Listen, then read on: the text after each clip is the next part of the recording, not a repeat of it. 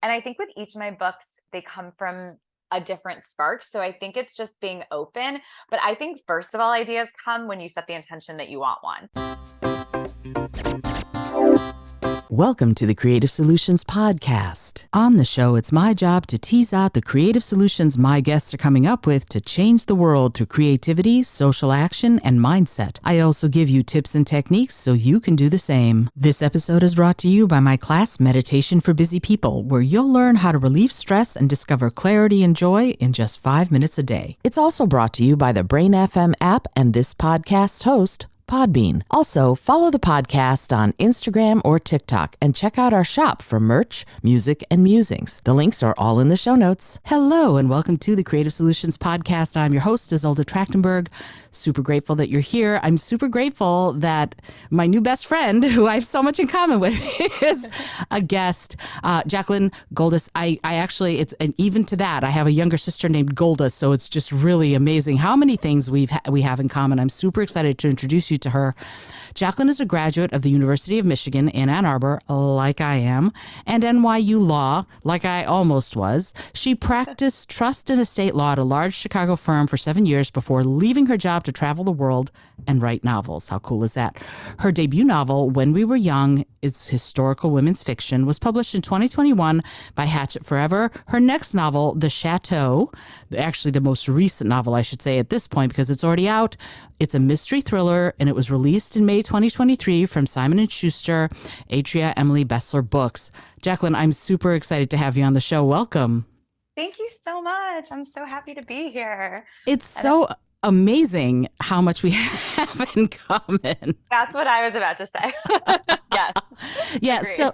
So I think I'm probably twice your age, but it does not matter. Once a Wolverine, always a Wolverine.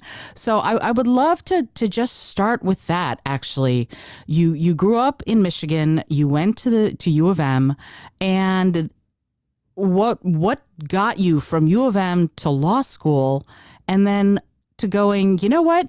I this isn't the life for me. I'm going to chuck it all and go travel the world and write books. Can you talk about what that, because that's a mindset thing that I adore, and I'd love to know how that worked for you. Yeah, of course.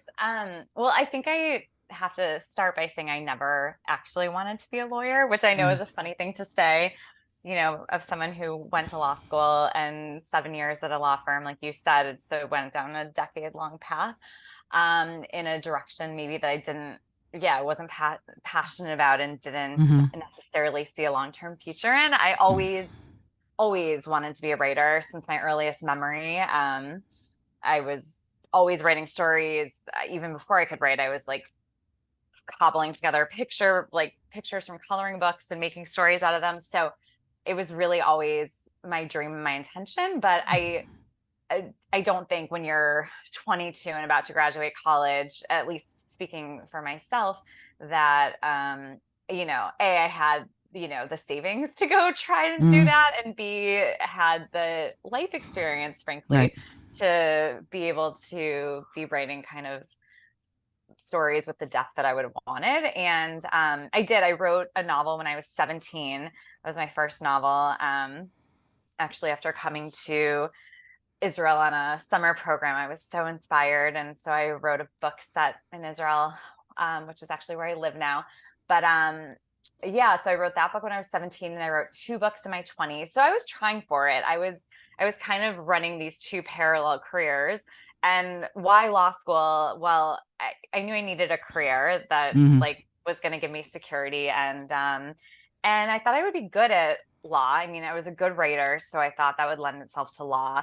And I did well in the LSAT. So, I kind of just started down that path, and I thought, okay, well, I might not last longer than a couple of years at a big law firm, because frankly, I saw how, people were working till 4 a.m, and to be doing that for something I wasn't passionate about, I didn't really envision being able to do that. But I ended up kind of falling into such a nice practice of law, like estate planning, which was more, I would say, lifestyle friendly. And I really liked the people I worked with. I liked what I did. I did not hate it. It was enjoyable.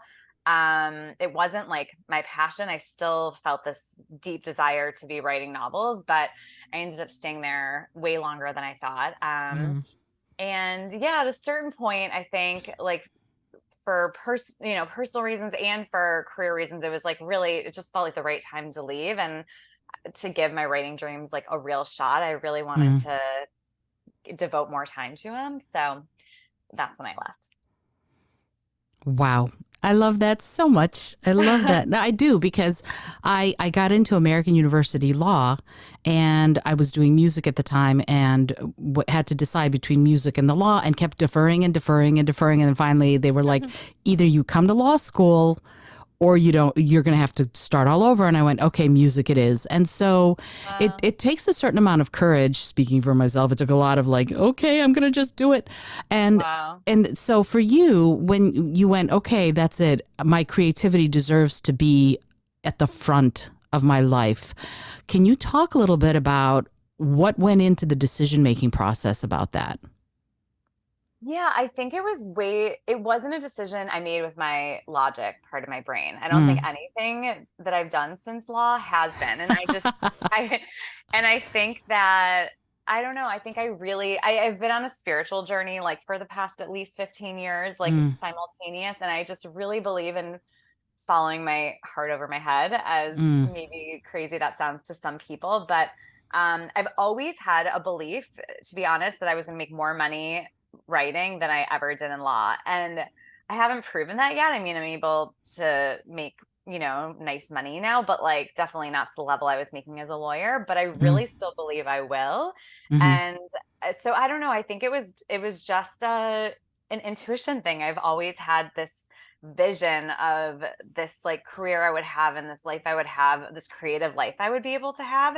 And I've really always felt certain it was possible. So, it's not that there's all this evidence for that, but it's Mm. been like more of an internal belief. And I always follow that over what everyone says is possible, because I truly believe more is possible than what most people think. And there's so many stories about, what careers you can make money in, by what age you have to do certain things. And I feel like all of that is ridiculous. Mm. And so, yeah, I don't know. I guess I maybe am a little bit of a rebel in that way. I love that you are. And I love what you said about intuition. It's so powerful, that gut feeling and trusting it. I think maybe that's where the courage comes from, is that you have to trust your gut feeling and Yeah. go with that. And I want to talk about that more, but I want to come back to Michigan and let's reminisce a little bit, if you will. So you went to Michigan, and we grew up just a few miles from each other Yeah. when we were when we were kids. We have so much in common. It's really funny how much we have A in common. while. But so for many people, for myself included, where do you go to school? You go to either Michigan or Michigan State. You chose Michigan, and I feel like it's a split. On the one hand, you have this very deep research, engineering, science facet. And on the other hand, if you live anywhere near East Quad, you're going to be in a more artistic, or North Campus, you're going to be in a more artistic part of your brain. And you say that you follow your intuition more. Can you tell me a little bit about what that experience was like for you in this space that has both of those things pulling at you all the time? Yeah. Well, I love that question. And I love the thinking about it, because while I follow my intuition now, always, it was not like that when I was younger. Mm. And so I think when I was at Michigan, I was in very much a logic, what are you supposed to do Mm. kind of phase in my life, not what do I want to do. It's what do people want me to do, and what is Right. expected of me, and how can I act in this world in a way that will be palatable. So I think when I look back at my college life and the me in college and that time in my life, early 20s, that's how I was operating. So it's very different from how I operate now. Yeah, and it is interesting to me how we go through these phases. And it sounds like this one for you is a permanent phase. I'm in that same place where my intuition, what's possible brain is what's Yeah. at the forefront. And yet at Yeah. Michigan, there was definitely, I went through the whole gamut. I was going to be a pre-med major, then a pre-law major, then a political science major. Then I went to Yeah. English and English drama. Yes. And so, but it takes some time to access that creative upswell in yourself, and even more time, I think, to trust it for a lot of us. Yeah. And so I would love to talk to you a little bit about and get your thoughts on that being creative as a lifestyle, because that's what yours is now. So there, I have a bunch of questions about where you get your ideas and all that, but I would love to delve right into that notion of, because this is the Creative Solutions podcast, so I get to talk about it. What is that creative juice for you? I call it the juice and sizzle with my coaching clients. What is that juice and sizzle for you about creativity that means so much that it's become the main part of your life? Wow. I love the question. I mean, for me, when I approach a project, it's always what feels fun and what do I feel curious about. Mm-hmm. And it's so fun, as you said, to be able to make a career out of that. I mean, that's like wild. And I pinch myself every day that I get to do it, because it's like, it can be, from something, I'm interested in sustainable fashion. And so somehow that's going to play into a career or a company and a book I'm writing. And then I get to do all this research about, I write a lot of Jewish stories, Jewish characters, and different, sometimes pinging from Jewish history, sometimes something more modern. I find that really interesting because I'm Jewish and I really like tapping into that. Mm-hmm. So yeah, I think for me, like what gives me joy in terms of learning about and writing about is where I usually direct my creativity. Not usually, always. Yeah, it's so interesting that you said that, because that question of what brings me joy, for a lot of people, they don't stop to ask themselves that question. And even if they do, again, it takes a lot of courage. And then how do you know? So speaking about mindset again, how do you know when something makes you happy? Like, I understand now, but when you were making that transition from, we'll say, more left brain logical person to more right brain creative, even though I know both sides of the brain play in, but let's simplify it a little. When you were making that transition, how did you figure out what was making you happy? Yeah. Wow. That's such a good question. I think like most decisions I make in life is, does this feel good in my body? Will this bring me joy? And I think they're Mm-hmm. connected. I think like something that feels good in my body and brings me joy feels light, feels fun. It like feels like my body a little bit leaning towards that thing, instead of when you hear something and you contract or lean away. Mm-hmm. Mm-hmm. It feels expansive. It feels like growth. It feels maybe a little bit risky, like a little bit stepping into some unknown that I don't know where it's going to lead, but it feels like, ooh, I'm kind of excited to find out where that leads. It doesn't, yeah, it's interesting. It's even like thinking about, frankly, I'm thinking about the next book I'm going to write, because I'm starting a new one. And I was thinking about setting it, because I always use setting. Setting for me is really fun because I love to travel. So it's like very fun for me to pick a place that I'm curious about and like follow that kind of spark. And I was going to set a book in Bali because I've spent five months in Bali, and it's like pretty exotic. I feel like that's a location people would be interested in. And I do want to set a book there eventually, but I wasn't feeling that like really expansive, like, ooh, this feels so kind of, ooh, where is this going to lead? It was feeling more safe, maybe because I've spent so much time there. And so when I started thinking about a different location, which I won't say right now, but I started to get that, like that buzz almost, where you start to vibrate a little bit, and I go down the Google rabbit hole, and I'm, researching one thing, and it leads to the next thing, and it leads to the next, and my mind's spinning, and I'm thinking that's like when I know an idea has legs, if that makes sense. Oh, yeah. It absolutely does. And it's funny. I spent, after graduating Michigan, I moved to DC, met my husband, had been with him for 30 years, and lived there but always wanted to live in New York. Like literally when our plane was flying in, when we were immigrating, we flew into JFK and I saw the skyline and was like, oh, and I was 7 and I knew I Wow. had to live there someday. It only took Wow. 45 years and then I did it. But the point is my first two books that were fiction take place in New York while I was living in DC. My most recent book, which is a mystery novel, I'm living in New York City, but it is set in DC. So I so love that. location is it's fascinating to me. And one of the things that I noticed about the book of yours that I'm currently reading, I know I haven't finished and I'm almost there. The Chateau has very juicy, descriptive details, but they're almost like you interweave them beautifully in the story, and I want to come back to that because that is something that you and I have in common. We both love Agatha Christie, and she did that so beautifully as well. But when you're writing, and I'm taking a left turn at Albuquerque, if you will, when you're writing, especially location, and you don't have to give anything away about the upcoming book, what do you decide is important enough to include in your world building of the setting? Hmm. I love that question. And I think it kind of goes to how I write in general, which is without much logic involved Mm-hmm. in it. So Mm-hmm.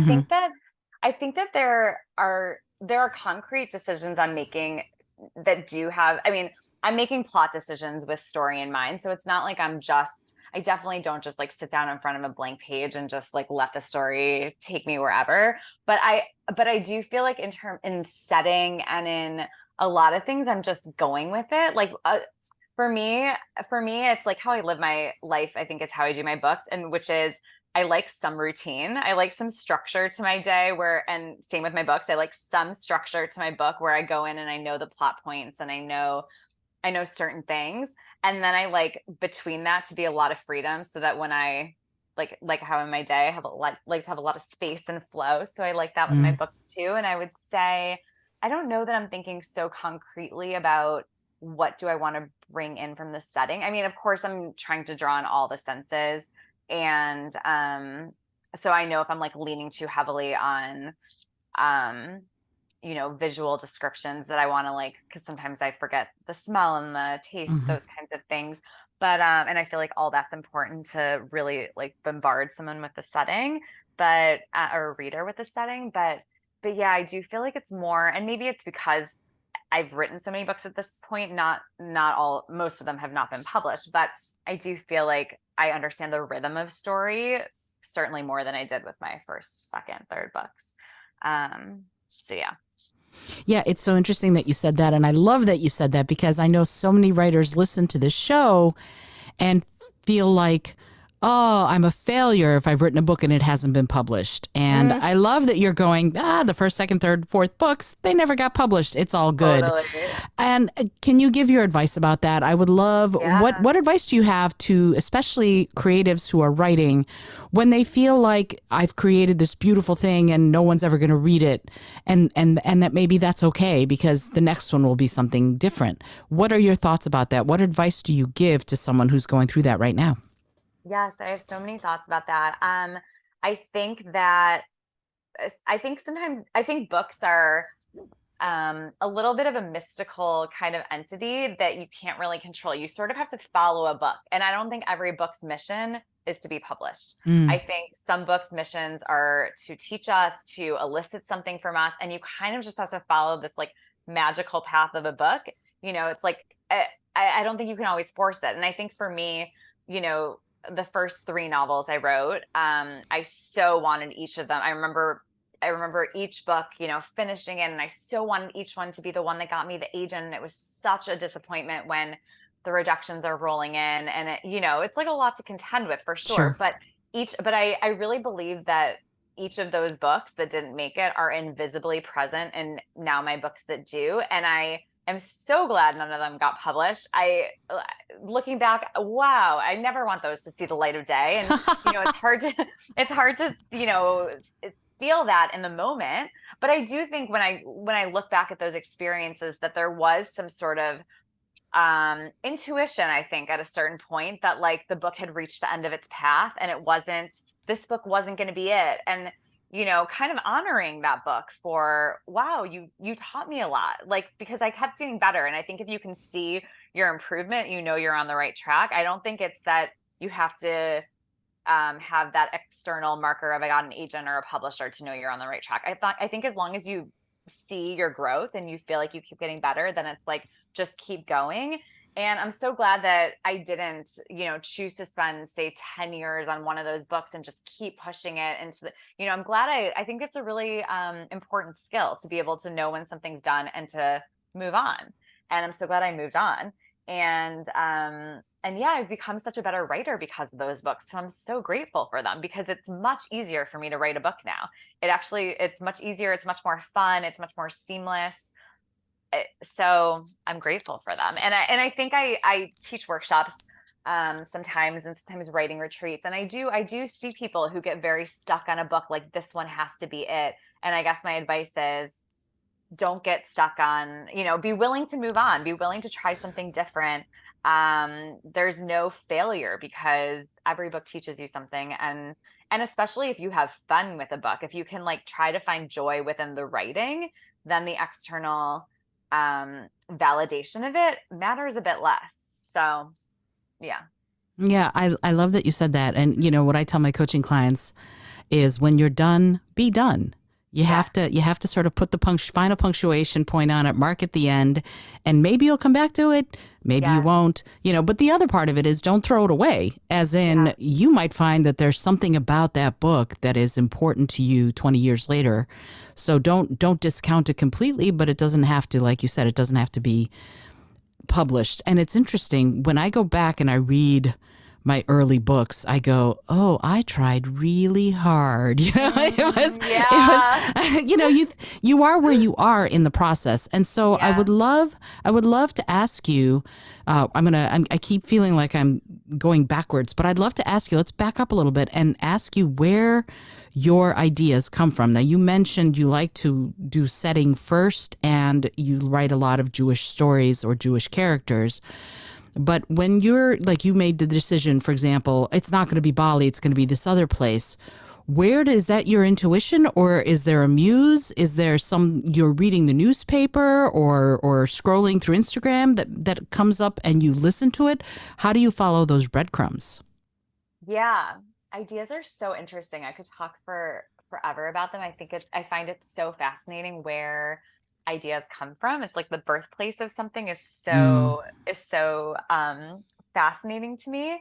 And I think with each of my books, they come from a different spark. So I think it's just being open. But I think, first of all, ideas come when you set the intention that you want one. So I feel like when I have space for a new book and a new project, it's like I'm setting the intention to whatever. I mean, I talk to the universe. I have like a God relationship that I envision as God, but I don't think you need that. I think it's just like stating an intention and like, being open to kind of receive it. So I feel like I state that I'm ready, but also I feel like I have this weird relationship with a book. Like I kind of talk to my books. I kind of imagine them as like existing entities, and it really starts from the first germinating kind of seed.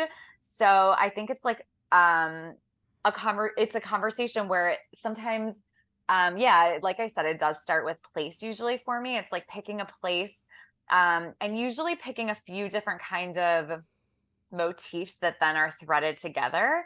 I would say with the Chateau, it was, there's a World War II storyline in there, and that's kind of where the seed started for me, because it's inspired loosely by some family like history of mine, and picking the Provence setting, and there's an art angle in the book, and once kind of all those things threaded together, and I thought about the study abroad. These women come together because they studied abroad together. And even though girls' trips with women has been done in the murder mystery realm, I had never seen like a study abroad kind of reason bringing people together. So I liked that. So I feel like it's like once all those unique factors came together, and I was like, ooh, this feels fun. It's always goes back to fun. This feels like exciting.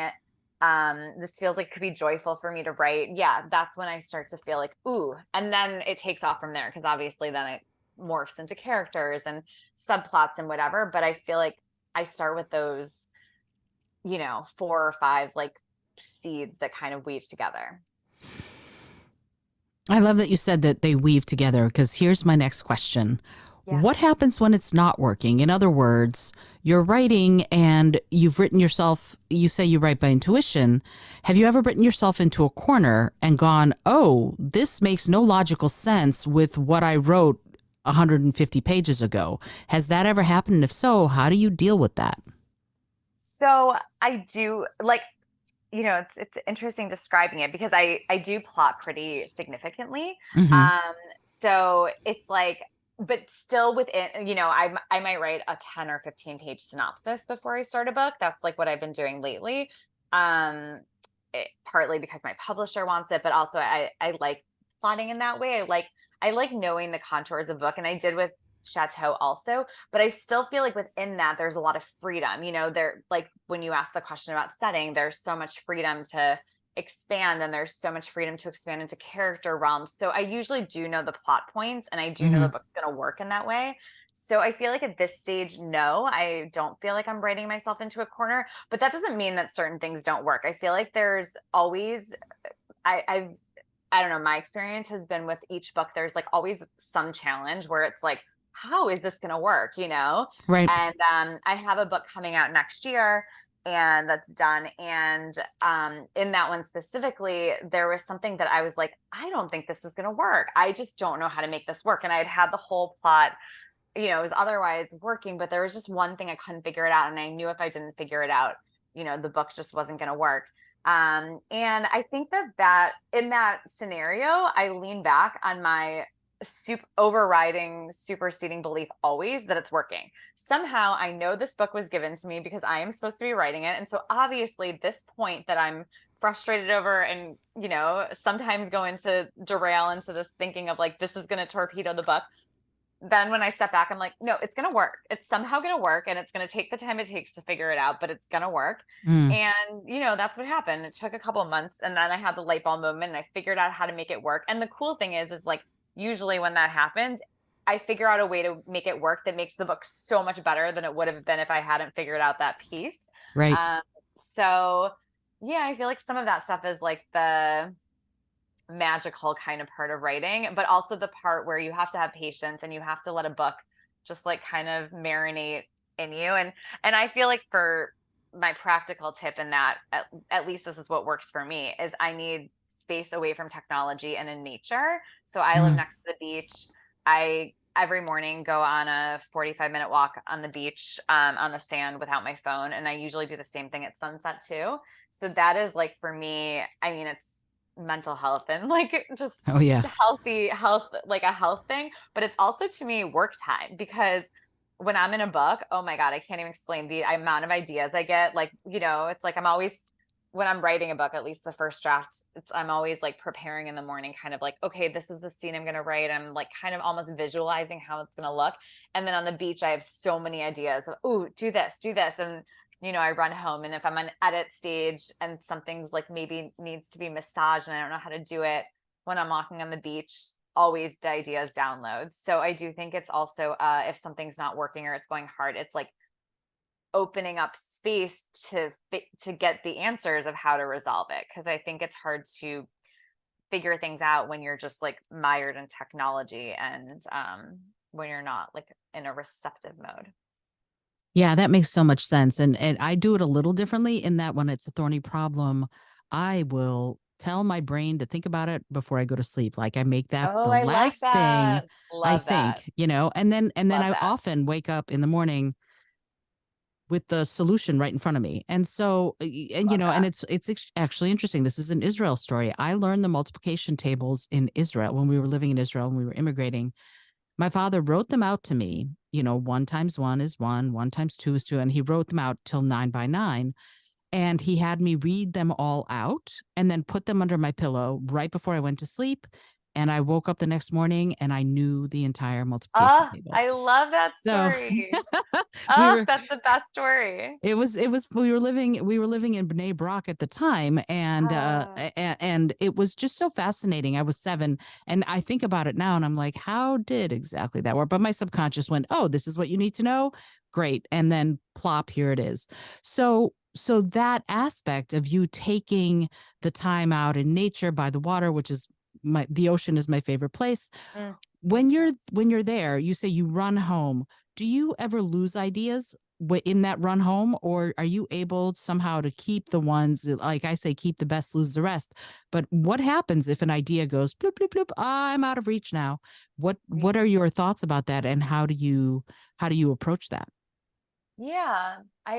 Well, first of all, I love that multiplication table story. Oh my God, that's so good. I so believe that. And I've heard that about people who set intentions when they go to sleep. And I think I've tried that a couple times and I forget that that's like a tactic I can try. So thank you for that. I'm going to totally use that. Um, My but pleasure. but in terms of losing ideas, I don't think that I don't think we lose. I don't think we lose the ideas that we're meant to have. I mean, Mm-hmm. I do. When I'm in a particularly deep work period where like a lot of ideas are coming and I'm thinking about the book a lot, I do, I could go on a walk and get 5 ideas. And sometimes I find myself like ticking them in my head, like, okay, remember 1, 2, 3, 4, 5.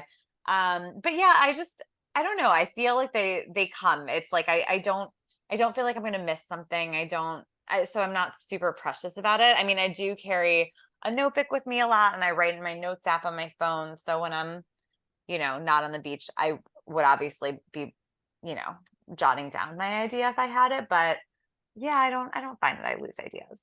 Awesome. I'm glad you don't. I lose them and have to. I'm constantly chasing them. I'm Oh, constantly chasing my wait, come back, and so I do carry my phone, but like that's how I write my books too. I wrote 3 of my books walking my dog in the woods, voice to text. While I was wow, walking my I dog, love I recorded that. them voice to text, and that was the way I did it. And and I think that's the thing about writers is there's no one way. There's no one Yes, right way to write, and totally. there's no one right way to be creative, and there's no one right way to publish. Some people go traditional, some people go independent. You have wrote a bunch of books, and then now you have a what you would call a traditional publisher. Can you talk a little bit about that process for you of finding an agent and what worked and what didn't work, and how you as a creative person dealt with that process? Yeah, wow. My finding an agent process, I mean, took I think almost 20 years from when I first tried to Ah, get an agent to when I got one. And we've now been working together 5 years. So I would say it was hard and yeah, very hard for me at least. And I just think it required so much persistence and so much just um yeah, keep going. It's like I remember so my first book that was published when we were young, which you talked about, came out 2 years ago. And I remember when that was the first book I wrote when I left my law job and was traveling. And so and it was the first book I think I really learned how to write a book through it. Like it was not an easy book to write. It required so many edits and um so many learning moments that I think my subsequent books that I've written have just been easier since that book. I really look at that book as it taught me something, even though it wasn't by any means the first book I wrote, but it was like the first one where I was like, I really think this can go the distance. And so I just kept pushing it. But I remember was almost 2 years after I had left my law job. I really thought like, oh my God, I'm gonna leave, I'm gonna write a book. I'm going to write a book and I'm going to get an agent really quickly. And that was not how it happened. And it was 2 years later. And I was like, oh my God, I thought I would have an agent have sold this book already. And it was like and I'd been rejected by so many agents. And it was like it was a very hard time. And I remember where I was because I had this moment with myself of, I love writing. I love this so much. brings so much joy to my life. I will never give up. You know, if I have to go back to law, if I have to get a different job, I'll do that, but I'm never giving up. I'm just going to keep going. You know, maybe it's a different book, maybe I don't know what, but I'm just going to keep going. And I so remember making that promise to myself. And then I signed with my agent 2 weeks later. And Wow. now we've been working together 5 years. But, you know, I do think it's like, I think that is so important. When I look back, it's like probably one of the more important moments I've ever had, because it's like committing to a thing because of the joy that thing gives you. It's like no matter what external validation, you know, I got or not, I was like committing to it. And I said that's what I was going to pursue for the rest of my life, because I know that this is like important to me, and this is a mission for me, and it's what I love to do. So I think having that like purpose behind it, yeah, I don't know. I think maybe it like freed something up, and I mean, I don't feel like it's coincidence that then I got my agent 2 weeks later, but yeah, that was not an easy process. Yeah, it's, you know, and it's funny, it's not an easy process for, you know, the millions of people out there who write books, and many never get an agent, many keep trying, and I think that's great. But I love what you said about that commitment, that it becomes almost a certainty, and then boom, 2 weeks later. But at the same time, it's not like you stopped. You didn't go, I commit to this and now I'm going to No. rest on my laurels, right? Right. So Right. there's a process there in that moment of going, I commit to this. And you know, I have a friend who's a Wiccan, and her high priestess said to her, it's, you can't cast a spell to lose weight while eating a Snickers bar. Shout out to Tina for that. I And love that. and I just went, yes. Yeah. When I heard that, I was like, absolutely. You can't do that. You can't go, I want to succeed at this and then wait for the success to come to you. Totally. You're going to have to do something. You're going to have to act on it somehow. So I would love to chat with you a little bit about what you said was the mission. You mentioned you have that is your mission. Can you talk a little bit about what your mission is and how you are addressing living your mission and working your mission on a day-to-day basis? Yeah. I feel like my mission is to channel my light through my books and through writing. And I feel like I feel like writing brings the highest kind of form of my energy, or what I want to say and who I want to be in this world, into manifested.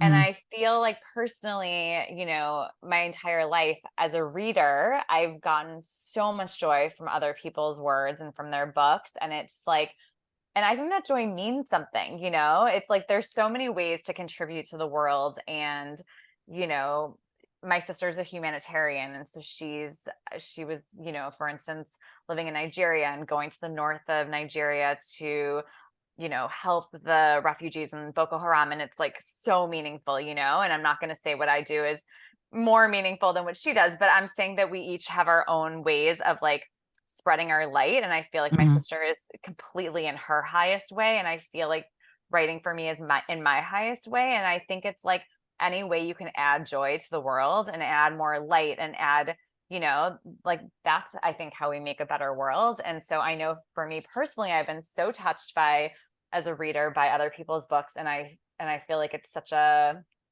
honor to be able to give that to other readers. And yeah, it feels like the highest form of my joy. So being channeled into books, and that feels very much like my mission.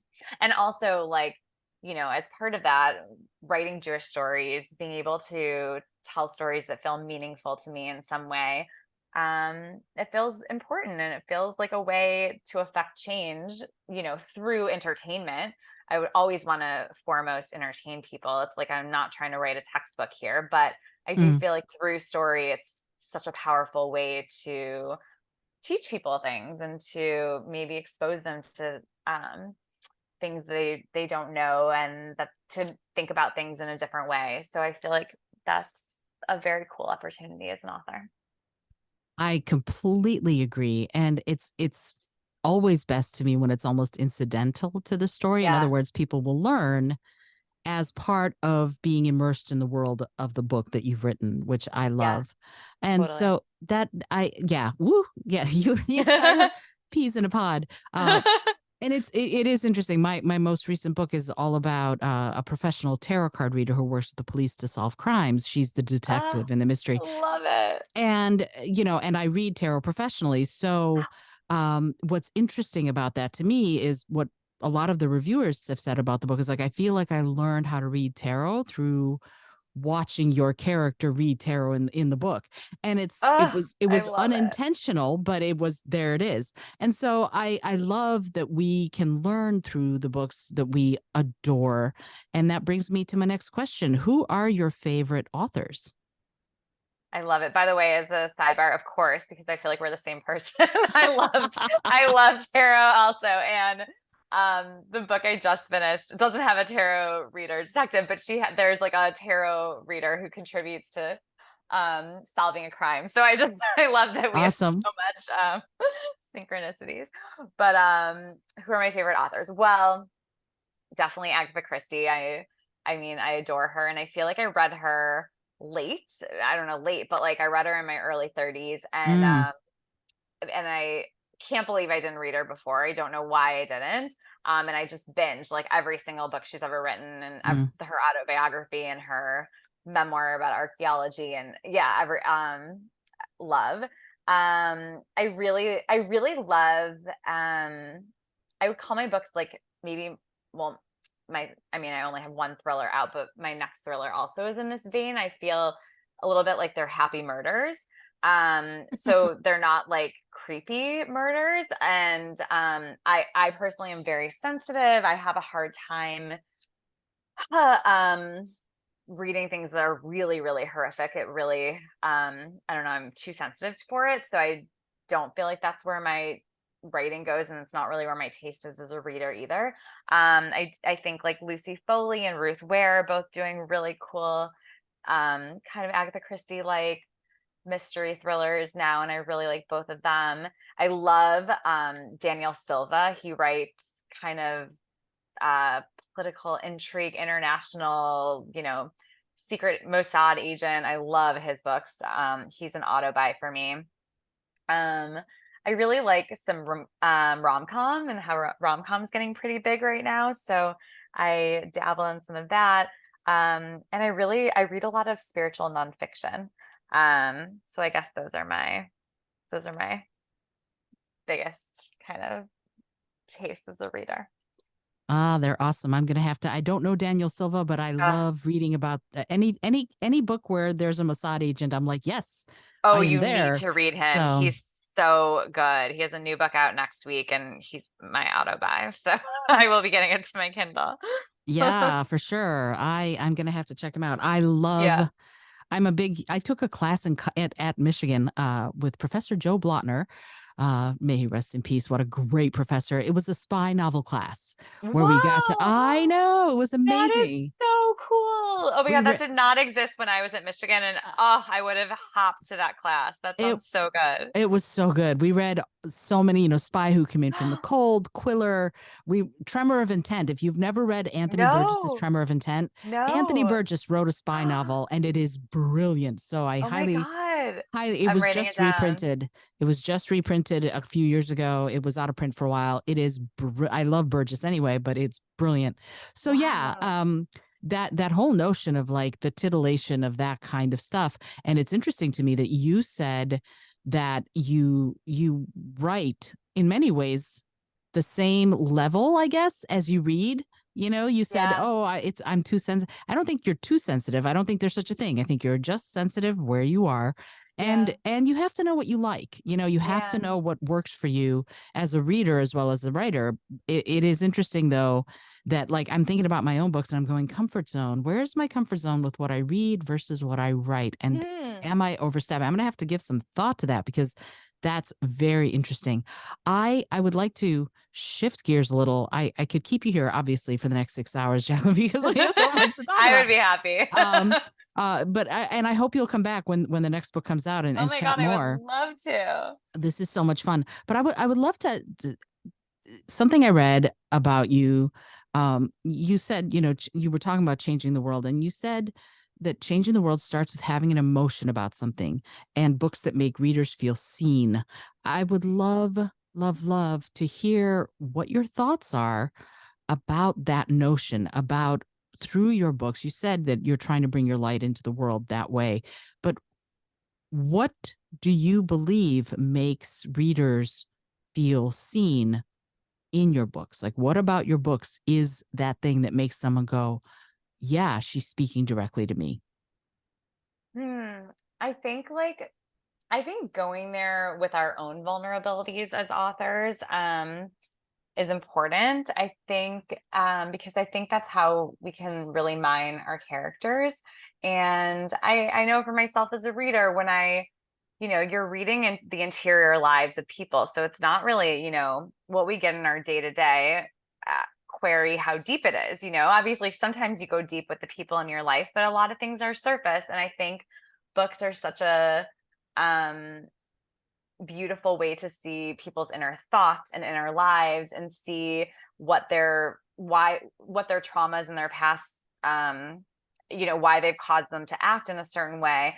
And I think as humans, as readers, when I read, characters, I see myself in little places, and I see, oh, like, that thing is like how I feel. And it helps you almost work out something almost like therapy. I mean, books are kind of free therapy, I think, Mm, in some ways. And so, yeah, I think it's like those threads of humanity that connect us all and make us relate in certain ways to people, and maybe even understand the people in our lives better, because maybe someone on the page is maybe not like us, but like someone we know. And so, um, yeah, I think books that make us feel are, to me, the most powerful. And yeah, it's definitely something I try to do as a writer.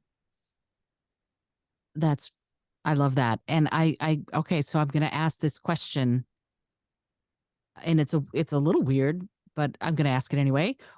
In in the Chateau, which I'm reading right now, what parts of you are in your characters? Mm. Yeah, I have to. Well, you know what?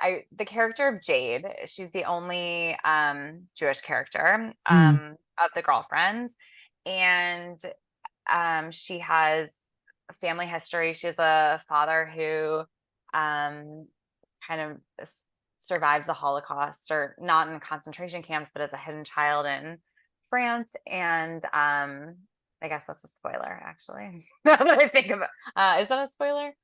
Okay, no, it's not a spoiler.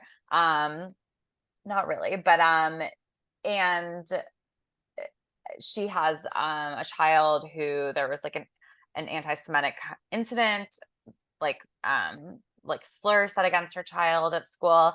And I think that felt very close to home for me. I mm, think that everything that's going on in the world today with the anti-Semitism has been very personally upsetting and really affected me. mm, And we spoke a little bit about this in terms of our kind of crazy similarities, but my dad is a Soviet immigrant. He left the Soviet Union when he was 28. And there's so much trauma in my family's past related to anti-Semitism and related to the Holocaust. And mm, I think a lot about the inheritance of trauma and how that's passed to subsequent generations. And I've mm, thought about it a lot in my own life. And I think I've worked it out in, I think, my first book and also this one, on the page, I think, subconsciously. So yeah, I definitely think that those are the parts that were stewing most deeply in myself when I was writing this book. And so I think they came out most in that character. But I'm sure, other characters, I can't think off the top of my head but little snippets, and maybe not always from my own experiences, but also, I'm observe all my friends, my family, people in my life. And so sometimes little things that they're going through might make it in. And it's never that any character is based off of someone else. It's never like that. But characters are so layered, and so things make it in that way. it makes all sorts of sense to me. And, you know, it's interesting thinking of anti Semitism. I never knew either grandfather because both died in the Yeah. Holocaust. And, Wow. yeah, and also like my first couple of days at Michigan, somebody I lived in West Quad, and somebody knocked on my door and she asked if she could see my horns because she heard Jewish people had horns. That is And isn't that wild. wild? And Wow. hearing you talk about the fact that you have this kind of, it is educational. I mean, it is something people can learn. Not all your readers are Jewish. Your Right. non-Jewish readers will read this book and they'll get something out of it that will hopefully open their eyes. And I think that's amazing and wonderful. And so I guess the question I'd like to ask you before we wrap up, because I could keep you here for another 6 hours. I could stay here for another 6 hours. This is so much fun. So talk to me a little bit, if you don't mind, about two-part question. What do you want your readers to walk away with from reading your books? And what does creative success look like at the end of a book? Love those questions. Okay, well, first, in terms of walking away with, I really feel foremost that I want to entertain and I want someone to have that experience, that blissful reading experience of like, I can't put it down. I'm so mesmerized. I'm so sucked into this world. Like that to me is more important than imparting any message, because I feel like it's just as important as imparting a message. It's like to put down a book as a reader and to feel that blissful joy is so the experience I want to give to anyone. So that's like number one. But then of course, like, like we've touched on the World War II storyline, the anti-Semitism storyline, like that to me is meaningful. And I think I think in particular, there's so many books that talk about the Holocaust and talk about the horrors of that time, but most books do it from a perspective of the past. And it's kind of rare that you see a Holocaust storyline or a World War II storyline, in a contemporary book with like implications towards today. And I think it's still, the Holocaust is still so resonant, not just resonant, but it's still impacting, people so deeply today in ways that I don't think are always talked about, in part, like in the inheritance of trauma. I mean, I see it living in Israel. There's, I think just walking around, you see the impacts of the Holocaust in day-to-day conversation and such. So I think that showing the contemporary kind of lingering effects is feels powerful. And then wait, the second part of your question was, how do I measure creative success of a book?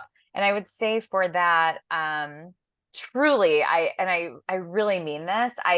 The biggest, creative success, and I'm not saying I don't pay attention to external success. I absolutely do. But to me, the biggest success of a book is how much fun I have writing it and how enjoyable the process is for me and how I feel while I'm writing, because I just finished writing a book, also a new one.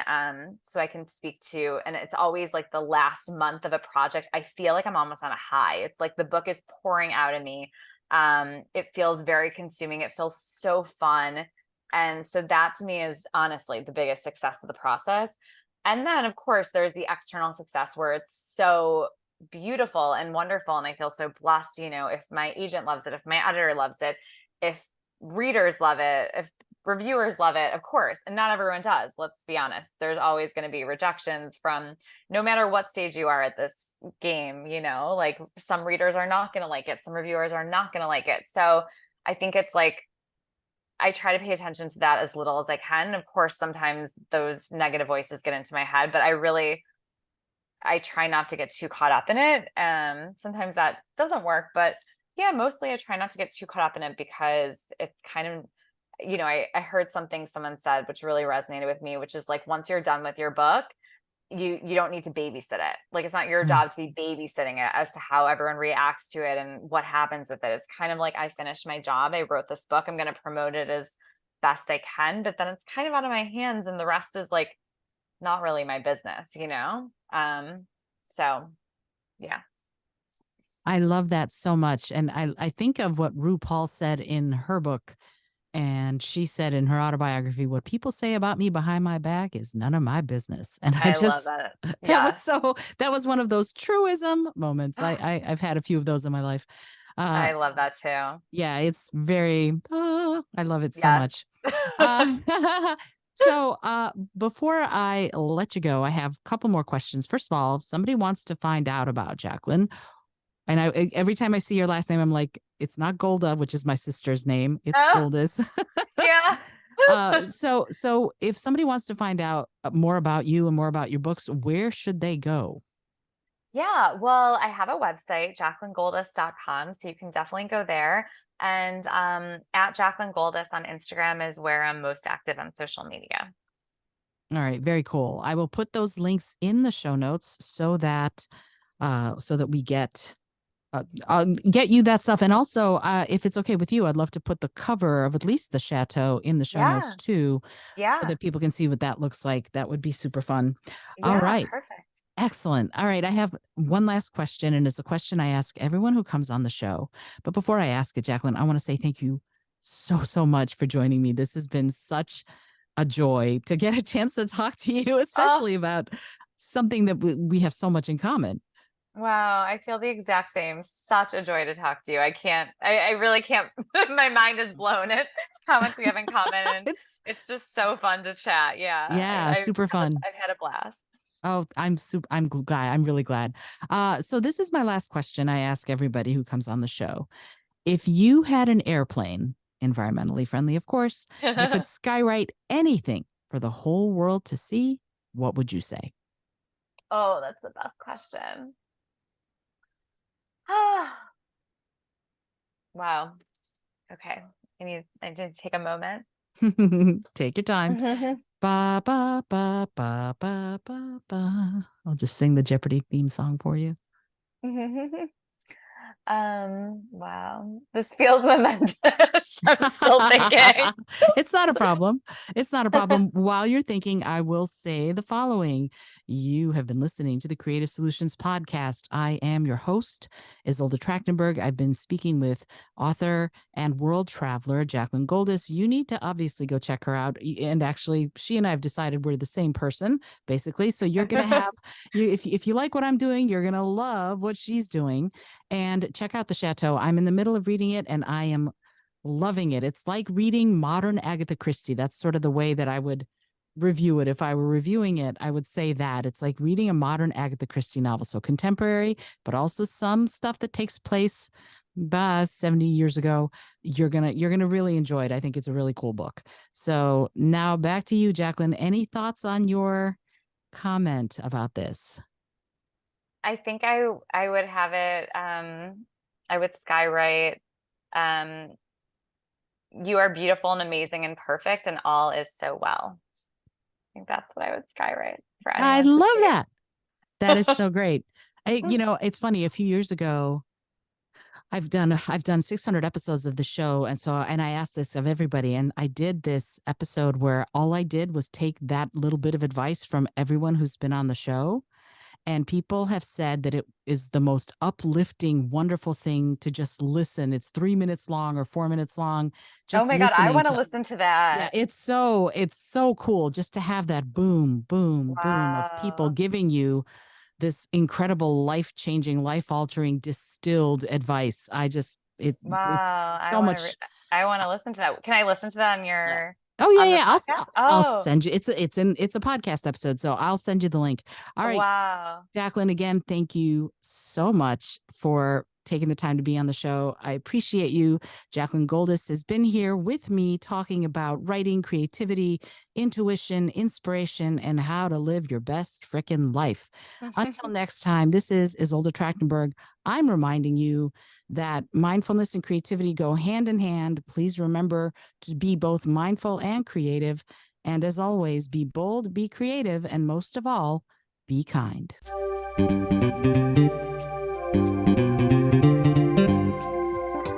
Thank you so much for joining me today. I really appreciate you being here. Please subscribe to the podcast if you're new, and it would mean the world to me if you told a friend about it. Today's episode was produced by Izolda Trachtenberg and is copyright 2023. As always, please remember this is for educational and entertainment purposes only. Past performance does not guarantee future results, although we can always hope. Until next time, keep living what you believe in.